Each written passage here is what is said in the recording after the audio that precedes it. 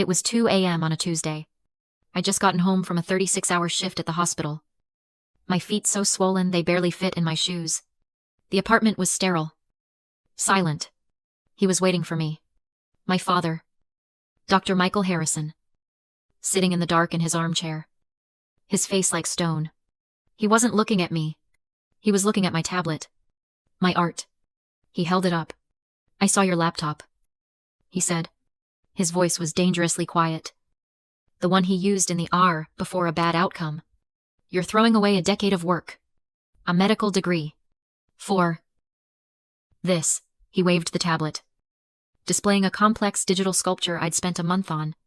"This? Digital. Garbage. You are an embarrassment." He stood up. And for the first time, he looked at me. "Get out. Have you ever been told your passion is a waste of time, or a frivolous hobby? Let me know your story down in the comments." I read them all. I didn't cry. I didn't beg. I just turned. Walked to my room. Packed a single duffel bag. And left the life I was supposed to have. As I walked out of that old money Lincoln Park brownstone, I realized it had never been a home. It was a residency. A museum to the Harrison medical legacy. My father, Dr. Michael Harrison, was the chief of surgery. My mother, Jennifer, was the chair of the hospital guild. My older brother, Christopher, was the golden child. A surgical resident who breathed the sterile air of the OR like it was oxygen. And then there was me, the black sheep, the one who saw systems and beauty, not just blood and charts. Growing up, our family dinners weren't dinners. They were grand rounds. We'd sit at the massive, dark mahogany table, and my father would grill us. "Christopher," he'd say, "describe the differential diagnosis for a patient presenting with acute epigastric pain." Christopher would lean forward, his eyes bright. "Well, first you'd rule out myocardial infarction, but it's more likely acute pancreatitis, cholecystitis, or a perforated ulcer." He thrived. He was my father's mirror. Then, my father's eyes would turn to me. "Sarah, your anatomy, midterm. 94. Yes. Sire? 94 is not 100. 94 is what the second best student gets. The Harrisons are not second best." My mother would just smile tightly and rearrange the silverware. Her entire life was a performance for an invisible audience. Her favorite phrase, the one that haunted my childhood, was a hissed whisper. "Sarah, what will people think?" I was the family's greatest liability. The one who, at 15, had taken a welding class and built a small, abstract sculpture of a bird. I'd brought it home. So proud. My father looked at it, his lip curling. "A waste of good metal," he said, and went back to reading his medical journal. I buried the sculpture in the back of my closet. The day I got my white coat at the med school ceremony was supposed to be the proudest day of my life. My father took the photo, his hand heavy on my shoulder. I smiled. But all I could feel was the starched cotton collar. It wasn't a coat. It was a straitjacket. I didn't have the words for it then. But our family wasn't a family. It was a legacy. We weren't children. We were assets. Expected to perform and generate returns in the form of prestige. This is the hallmark of a transactional family dynamic. Love is conditional. It's not given freely. It's a performance bonus for upholding the family brand. For years, I'd been trying to earn a love that was never available. Only least. My father's rage that night. I finally understood it. He wasn't angry that I was failing myself. He was furious that I was failing him. I wasn't just his daughter, I was his investment. And I was defaulting. So I was out. 25 years old. Disowned. With $10,000 in savings and a duffel bag of clothes that smelled like antiseptic. The first thing I did was walk to a dumpster behind a diner and throw away my gray medical scrubs. I watched the white fabric disappear under a pile of coffee grounds. It was the first time I'd breathed in a week. That night, I moved into a tiny shoebox studio in a bad neighborhood. The rent was cheap, and the walls were paper thin. I got a job as a barista. The irony hitting me hard. All those years of brutal academic pressure. All that prestige. And here I was, frothing milk for $8 an hour. This was my cheerleading, my endurance phase. But the nights were mine. I bought an old, refurbished processor with my first paycheck. I didn't sleep. I just worked. I poured all of it, the rage, the grief, the humiliation, the 25 years of being invisible, into my art. I sculpted with light and code, creating massive, impossible structures that defied gravity. Things that were beautiful and broken all at once. I was completely alone, creating in a void, until I posted one of my pieces on a small, obscure online art collective. A message popped up. This isn't just code. This is a soul. His name was Daniel Kim. He was 27. Running the collective from his own tiny apartment in Seoul. He didn't just see garbage. He saw a genius. We talked for hours. Then days. Then weeks. He was like me, an artist, hiding in a world that didn't get him. He was the one who found the grant. A new fund for emerging digital artists, offering a $750,000 prize. You have to apply. Sarah, he said, this isn't just art. It's the future. I sent in my portfolio, expecting nothing. 6 weeks later, an email arrived that made my hands shake. I'd won $750,000. It was the Gumli Butnga, the sudden justice. We didn't waste a penny. Daniel flew to Chicago. We used that money to build what we'd always dreamed of, a revolutionary platform. A digital gallery where artists could show their work in immersive, interactive spaces. And, more importantly, it get paid for it. We launched it on a Friday. By Monday, our servers had crashed. We'd had over 1 million visitors. The art world, which had ignored digital work for so long, suddenly couldn't look away. And that's when they called. A massive, white glove international art fund, based in Zurich. They weren't just interested in the platform. They were interested in me. They wanted to acquire my entire debut collection and the platform's core technology. After 6 months of negotiations, they sent the final offer. $25 million. $25 million. The number just sat there on my screen. It didn't feel real. It was just a string of zeros. I didn't buy champagne. I didn't celebrate. I bought a one-way ticket out of Chicago. I left the cold, gray, clinical city that held all my ghosts. And I flew toward the sun. I flew to Santa Fe. I was drawn by the earth. The warmth, the soulfulness of the high desert. I found a property online. It wasn't a rigid, old money brownstone, like my father's. It was its opposite.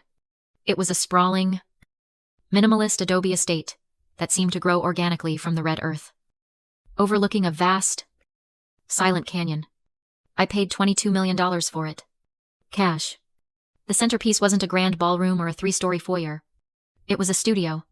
A massive, warehouse-sized space with a wall of glass that captured the entire desert panorama. The day the sale closed, I walked into that empty house. The silence was deafening. My footsteps echoed on the stone floors. I stood in my studio, in this $22 million palace of art, and I felt nothing. Just pure, cold fraud. This is the hidden pain of the winner. The moment you get everything you thought you wanted, and you're terrified. You're just a child playing dress-up in a house you didn't deserve. I stood there, looking at the perfect, empty horizon. And all I could think was, my father, Dr. Harrison, holds lives in his hands. He's a surgeon. He saved people. I just make pretty things. The guilt was suffocating. I had run away, played with my digital garbage, and stumbled into a fortune I hadn't earned. I was an imposter in my own life. The imposter syndrome didn't last. The work was too demanding for that. The acquisition was finalized. And I spent the next few months in a blur. I wasn't just an artist. I was the head of a new innovation hub, working with Daniel and the Zurich team to integrate the platform. I was busy. I was focused. And for the first time, I was working on something that felt like me. I was working so hard. In fact, that I almost missed the email. It was from a journalist at Art Forum. It's basically the Bible of the contemporary art world. They wanted to do a feature on me. The article came out 3 weeks later. The cover was a minimalist shot of my studio, the desert glowing in the background. The title was The $25 Million Ghost, How Sarah Harrison, an Unknown, became the new face of digital art. It was a flattering piece. Mostly. It detailed my mysterious exit from the prestigious Harrison medical dynasty, as they called it, and my sudden, explosive arrival in the art world. It was filled with stunning, glossy photos of my Santa Fe estate, the studio, the infinity pool, the vast, open-concept living space. I read it, felt a strange, detached sense of accomplishment, and went back to work. 2 days later, my phone buzzed. An unknown Chicago number. I almost didn't answer. I hadn't spoken to anyone from that city in almost a year. But a cold curiosity made me hit the accept button. Hello. A voice I hadn't heard in 18 months. Hey. Sis. Long time no see. Christopher. His voice was slick. Fake friendly. The one he used on wealthy donors at hospital fundraisers. I could practically hear the manufactured smile. What do you want? Christopher. Whoa. Straight to business. Huh. Just calling to say hi. Saw that article. Art Forum. Very impressive. And... wow. That's a... hell of a house you got out there. My stomach turned to ice. There it was. Mom and Dad saw the article. Too.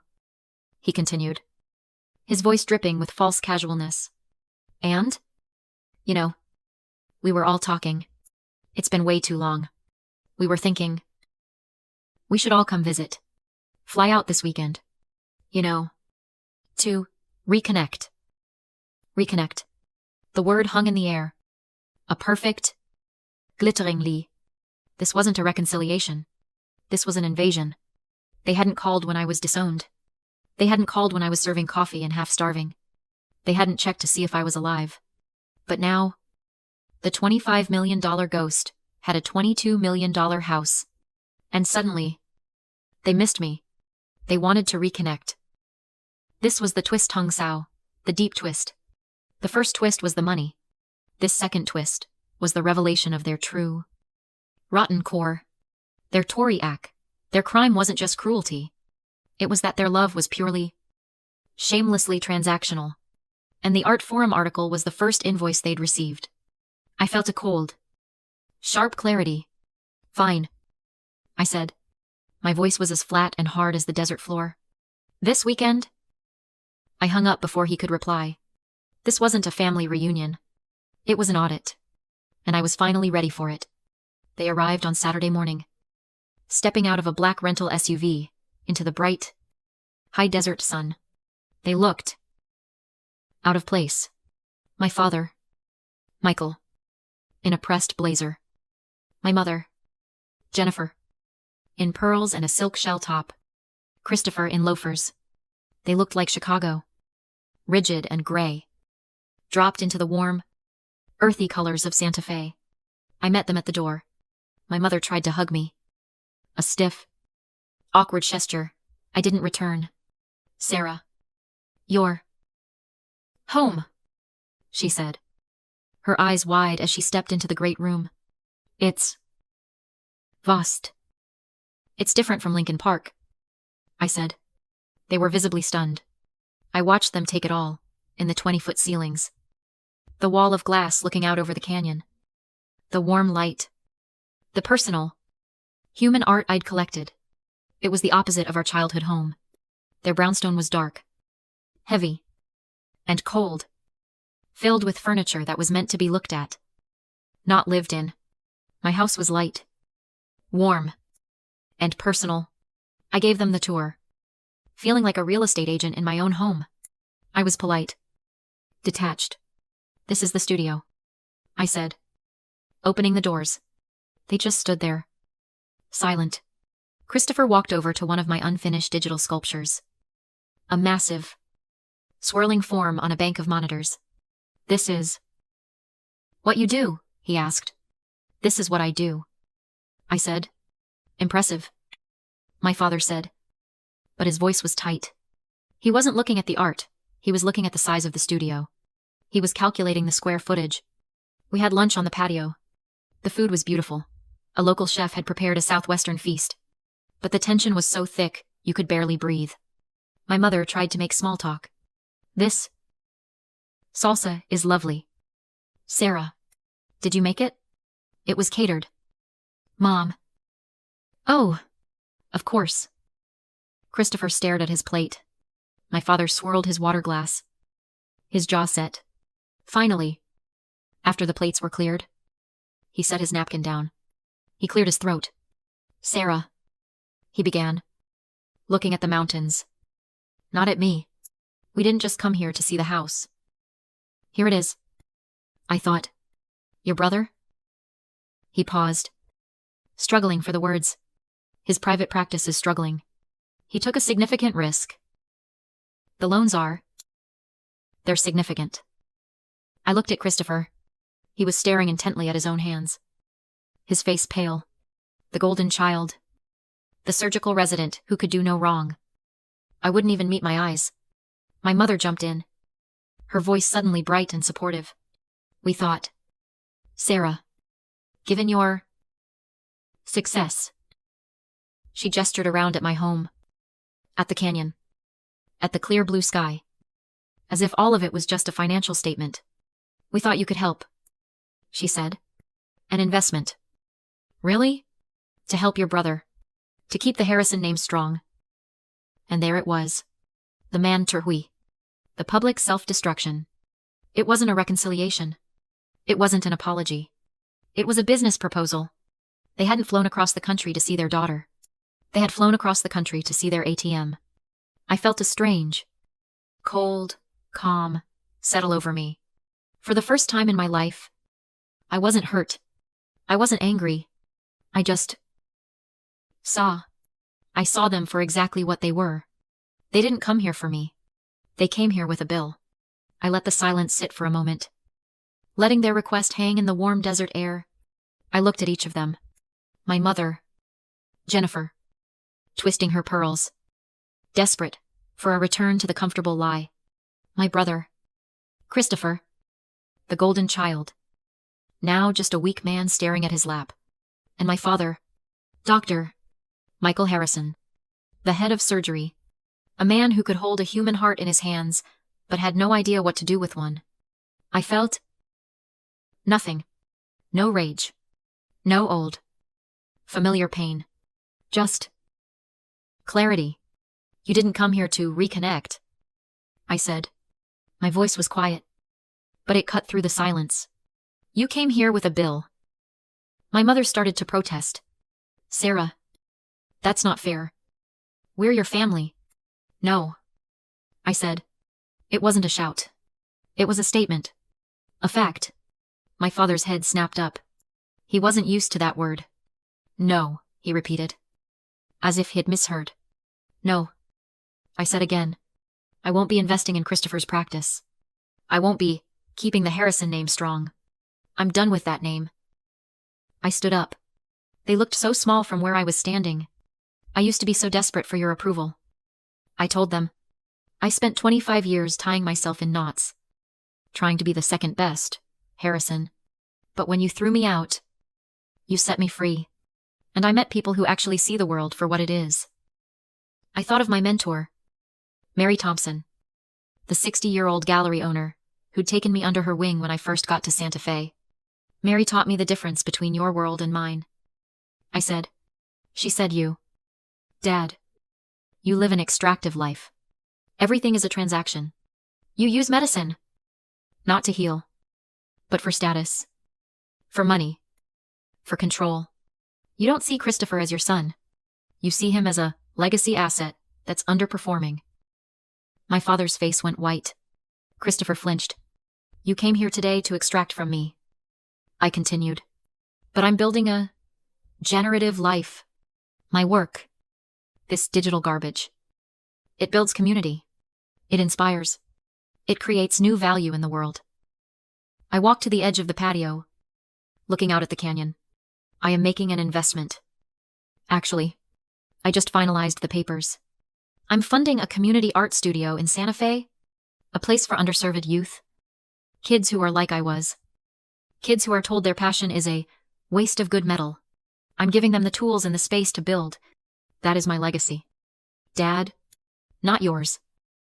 I turned back to them. They were silent. Defeated.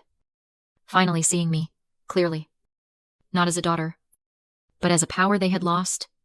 The guest rooms are ready, I said. My voice flat. But I think you should leave.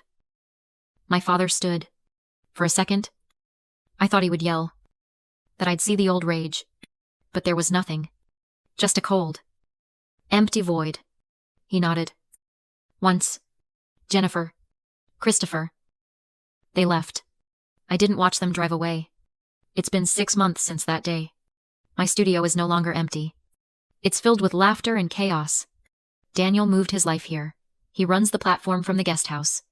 Mary comes by for wine on Fridays. And on weekends, the kids from the art studio come over. We work on a massive, collaborative sculpture. We make a mess. We create. I look at them. At Daniel. At Mary, the family I chose.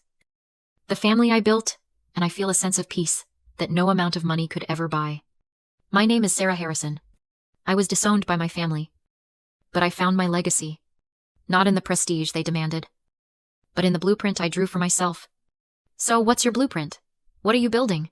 Let me know in the comments.